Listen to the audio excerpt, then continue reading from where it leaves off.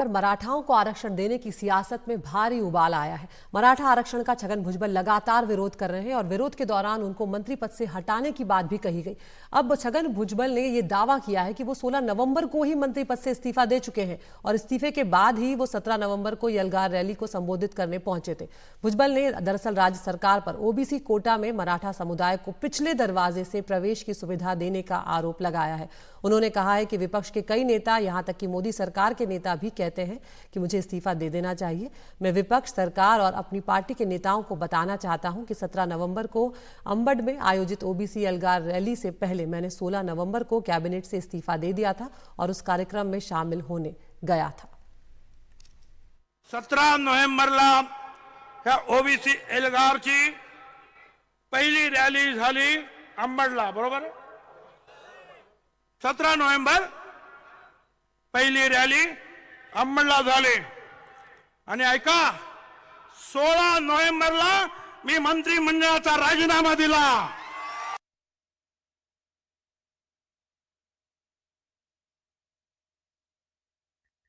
छगन भुजबल जी जो बात आजकल बोल रहे हैं, उनके मुंह से जो बातें निकल रही है, लोग कहते हैं कि फडणवीस जी उनके मुंह से बोल रहे हैं, तो उनका इस्तीफा कैसा मंजूर होगा? लेकिन हमारी ये भूमिका हमेशा रही है, कैबिनेट में अगर कोई मुख्यमंत्री या सरकार के खिलाफ भूमिका लेता है तो उसको कैबिनेट में रहने का अधिकार नहीं, मुख्यमंत्री ने उनको बर्खास्त करना चाहिए। एनसीपी नेता छगन भुजबल ने मंत्री पद से 16 नवंबर को इस्तीफा दिया था। ये खुद जानकारी कल जब अहमदनगर में एक ओबीसी यलगार परिषद को संबोधित करते हुए छगन भुजबल ने ये नया खुलासा कर मुख्यमंत्री एकनाथ शिंदे की मुश्किलें जो है वो कहीं ना कहीं बढ़ा दी है। अगर वाकई में एकनाथ शिंदे जो राज्य के मुख्यमंत्री है वो मंत्री पद से छगन भुजबल को हटाते तो राज्य में एक ऐसा मैसेज जा सकता है कि एक मराठा मुख्यमंत्री ने ओबीसी मंत्री को जो है वो मंत्री परिषद से बाहर कर दिया और निश्चित तौर पर मुख्यमंत्री एकनाथ शिंदे के लिए यहाँ पर एक कठिन समय इसे कहा जा सकता है, जबकि महाराष्ट्र में मराठा वर्सेस ओबीसी की जो लड़ाई है वो राजनीतिक तौर पर काफी महत्वपूर्ण स्तर पर जो है वो देखने को मिल रही है और लोकसभा के चुनाव आने वाले हैं और ऐसे में अगर ये पूरा मामला कहीं ना कहीं ओबीसी वर्सेस मराठा की तरफ ज्यादा ताना जाता है तो सरकार के लिए भी आने वाले दिनों में मुश्किल हो सकती है। अब देखना महत्वपूर्ण होगा कि इस पूरे मामले पर मुख्यमंत्री एकनाथ शिंदे क्या फैसला लेते हैं। लेकिन सबसे पहले मैं आपको बता दूं कि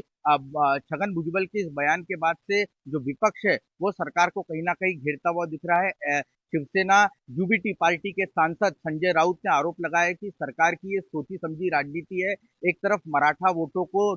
इकट्ठा करने के लिए एकनाथ शिंदे जो राज्य के प्रमुख है वो मराठाओं को अपने साथ अपने पाले में लेने के लिए एक एक कदम आगे बढ़ाते हुए दिख रहे हैं, तो दूसरी तरफ ओबीसी समाज इसे अपने हाथ से छटक ना जाए इसलिए छगन भुजबल या बीजेपी जैसे जो नेता है वो कहीं ना कहीं ओबीसी को अपने पाले में लाने की कोशिश कर रहे हैं और एक सोची समझी रणनीति के तहत ये सब कुछ किया जा रहा है। सवाल ये है कि क्या इस पूरे मामले पर एकनाथ शिंदे छगन भुजबल को अब अपनी कैबिनेट से बाहर निकालेंगे, क्योंकि जब से छगन भुजबल मराठाओं के खिलाफ बात करने लगे तब से जो मुख्यमंत्री एकनाथ शिंदे के साथ विधायक है, शिवसेना पार्टी के विधायक है, वे भी ये मांग करते रहे कि छगन भुजबल सरकार के खिलाफ बयानबाजी कर रहे, लिहाजा उन्हें मंत्रिमंडल से एकनाथ शिंदे ने हटा देना चाहिए। अब मुख्यमंत्री एकनाथ शिंदे इस पर क्या फैसला लेते हैं इस और सभी की निगाहें टिकी हुई है, लेकिन एक बात साफ दिख रही है कि आने वाले दिनों में मुख्यमंत्री एकनाथ शिंदे के लिए छगन भुजबल का यह बयान जो है वो कहीं ना कहीं